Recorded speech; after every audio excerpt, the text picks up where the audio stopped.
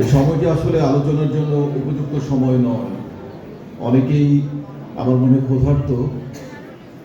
একজন ক্ষুধার্ত মানুষের সামনে যত ভালো কথাই বলা হোক না কেন, সেটি খুব বেশি গ্রহণযোগ্য বা শ্রুতিযোগ্য হয় না।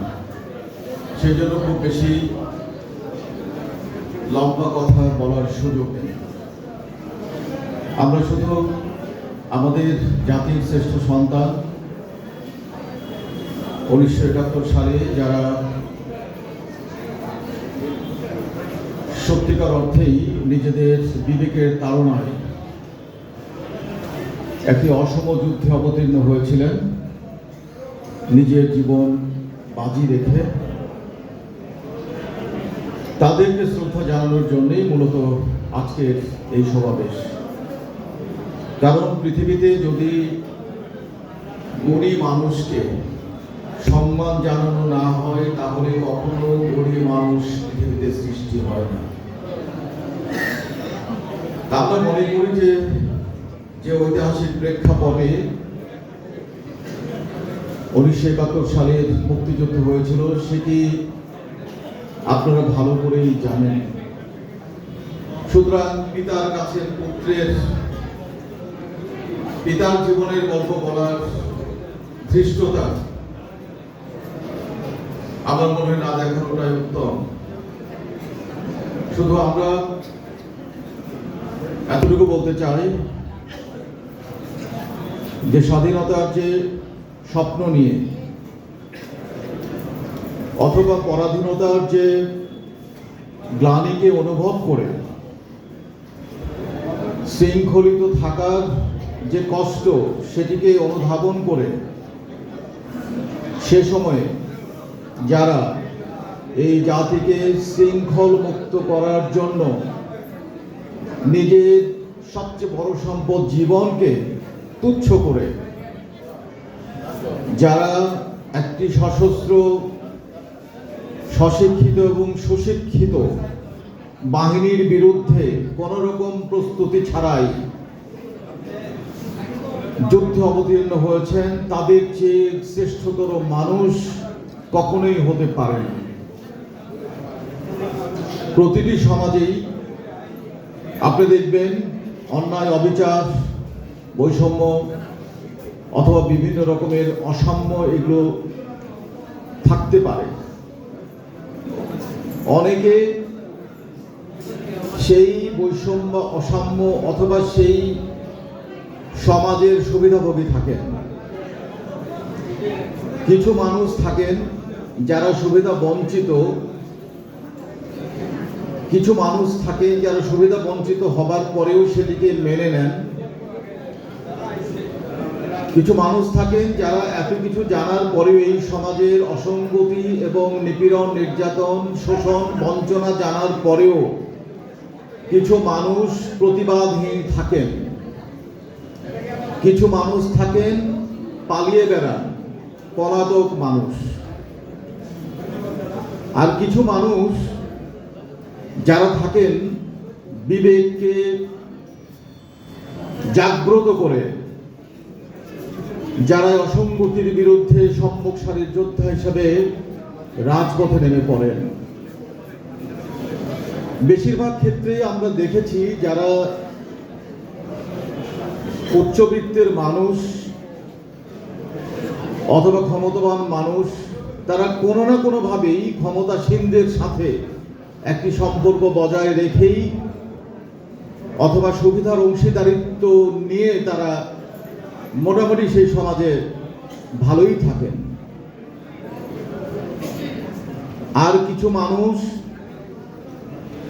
যারা সুবিধা থেকে দূরে থাকলেও তারা সেটিকে গ্রহণ করেন, কষ্ট হলেও।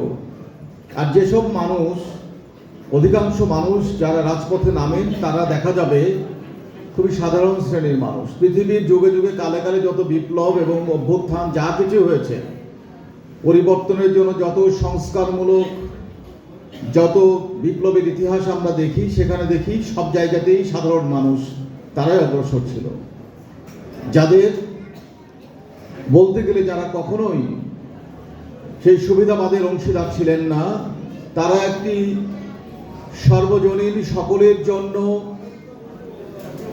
অধিকার সম্পন্ন একটি সমাজ সৃষ্টির জন্য তারা রাজপথে নামেন এবং নির্দ্বিধায় জীবন দিয়ে দেন। আজকে আপনি ৭১ পরবর্তী যত এদেশে আন্দোলন হয়েছে, সংগ্রাম হয়েছে, গণতন্ত্র প্রতিষ্ঠার জন্য, মানুষের অধিকার প্রতিষ্ঠার জন্য, শোষণ, বঞ্চনা এবং বৈষম্য থেকে মুক্তির জন্য, সেখানেও আপনি দেখবেন যে একেবারেই সাধারণ শ্রেণীর মানুষ তারাই অগ্রগামী ছিল। ৯০-এর যে আন্দোলন ছিল, ৮২-র ক্ষমতা গ্রহণের পর থেকে ৯০ পর্যন্ত যে আন্দোলন হয়েছে, সেখানেও আপনি দেখবেন যারা সেখানে শাহাদত বরণ করেছে বেশিরভাগই ছাত্র অথবা নূর হোসেনের মতো সাধারণ মানুষ। এই কথাগুলো বলার উদ্দেশ্য হলো যে সাধারণ মানুষ সবসময় সাধারণই থাকে এবং সাধারণের বৃত্ত থেকে বের হতে পারেন না।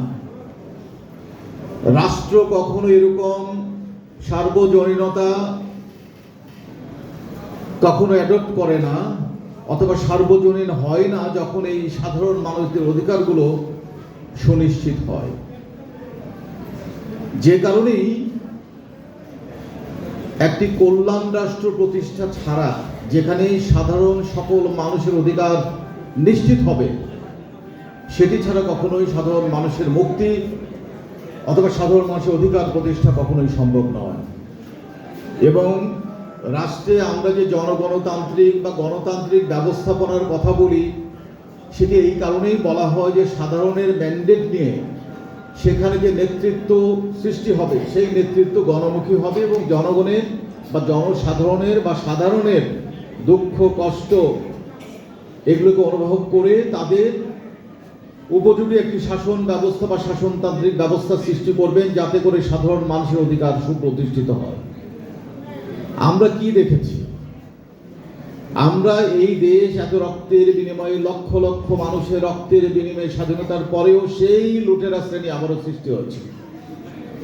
সাধারণ মানুষের জন্য ওই সাধারণ জীবনযাপন, তাদের জন্য লঙ্গরখানা, তাদের জন্য সাধারণ বাসস্থান, তাদের জন্য একেবারেই সাদামাটা জীবনযাপন, তাদের চিকিৎসা সেই সুব্যবস্থা নেই এবং তাদের জীবনের যে একটি মুক্তি, সেটি কখনোই আমি মনে করি নিশ্চিত হয় নাই। আপনারা দেখেন, দেশের দিকে তাকিয়ে দেখেন, এই ৫৪ বছরে যিনি রিক্সা চালাতেন, ৫৪ বছর আগে উনি এখনো রিক্সা চালান। আপনার বাসায় যে মেয়েটি হয়তো ছোটবেলা গৃহকর্মী হিসেবে কাজে নিয়োজিত ছিল, আজকে ৫৪ বছর পরে সে বার্ধক্যে উপনীত, তারপরেও সেই গৃহকর্মীর কাছ থেকে মুক্ত হতে পারেনি। আজকে আপনার সাধারণ যে শ্রমজীবী মানুষ, তারা সেই শ্রমজীবিতা থেকে মুক্ত হতে পারেনি। যে সাধারণ একেবারেই প্রান্তিক পর্যায়ের কৃষক, ওনার প্রান্তিকতা শেষ হয় নাই। যারা ৩ বেলার জায়গায় ১ বেলা খেতেন, তারা এখন ১ বেলাই খান।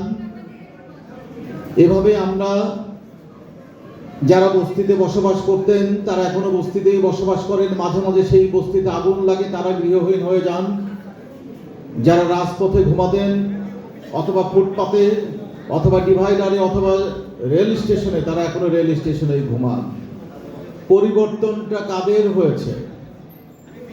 আমরা অতীতে দেখেছি কলোনিয়াল টাইমে আমাদের দেশ থেকে সবকিছু নিয়ে যেয়ে কলোনির মালিক যারা, তারা সেখানে সব সম্পদ কক্ষিগত করেছে।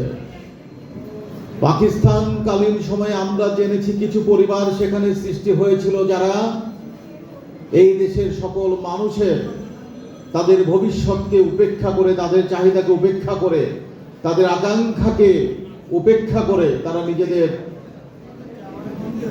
জমিদারি সৃষ্টি করেছিলেন। বাংলাদেশ হওয়ার পরে আমরা কি দেখছি, কি দেখেছি, এই বিষয়গুলো খুবই প্রণিধানযোগ্য। বাংলাদেশ হওয়ার পরেও কিছু দেখা গেল যে কিছু নেতা, তারা বলা যায় একটি জমিদারি সৃষ্টি করলেন। ওনারা উঁচু শ্রেণীর মানুষে পরিণত হলেন, শাসক শ্রেণীতে পরিণত হলেন এবং ওনাদেরকে মনে হতো যে ওনারা রাজা অথবা মহারাজা অথবা সম্রাট বা সম্রাজ্ঞী, এই আসন ওনারা সৃষ্টি করে ফেলেছিলেন। তাহলে যে সাধারণ মানুষ এই রক্ত দিল, জীবন দিল, নিজের সবকিছু বিসর্জন করলো, এই সাম্রাজ্যবাদ মানে অভ্যন্তরীণ সাম্রাজ্যবাদ প্রতিষ্ঠা করার জন্য কিনা, এটি সবচেয়ে বড় প্রশ্ন।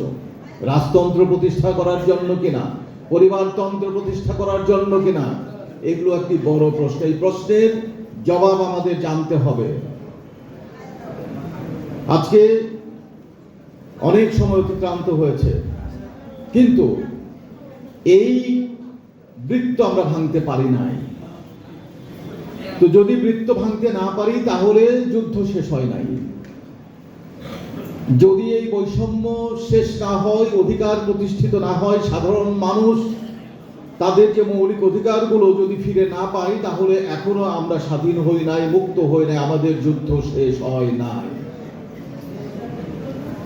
বিগত সময়ে রাজপথে নামতে হয়েছিল সাধারণ ছোট ছোট বাচ্চা ছেলে মেয়েদের, ছাত্র জনতার নামতে হয়েছে। কেন?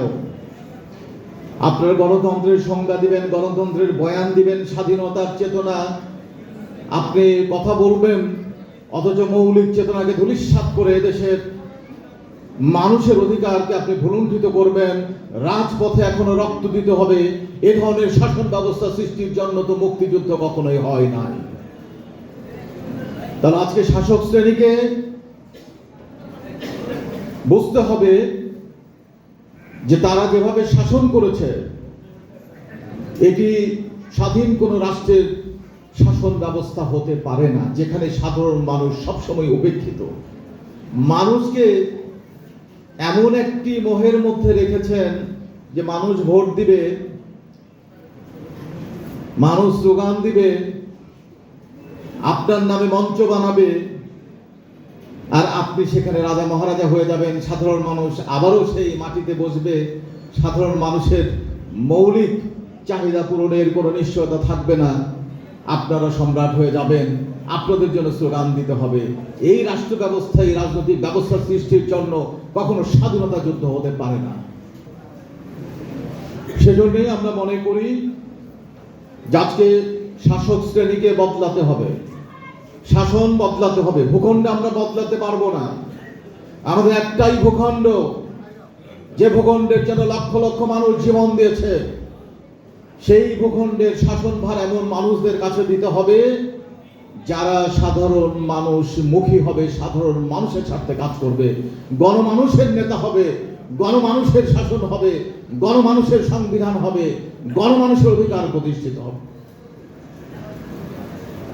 আজকে 5 বছর পর পর প্রহসন হবে এবং মানুষ ঠিকই সেই বৃত্তের মধ্যেই ঘুরতে থাকবে, বৃত্তের মধ্যেই ঘুরতে থাকবে। আমি ছোটবেলা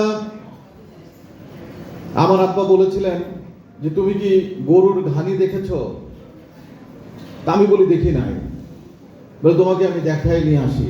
আমাকে নিয়ে গেলেন গ্রামে এক জায়গায়, সেখানে আমি দেখি যে গরুর ঘানি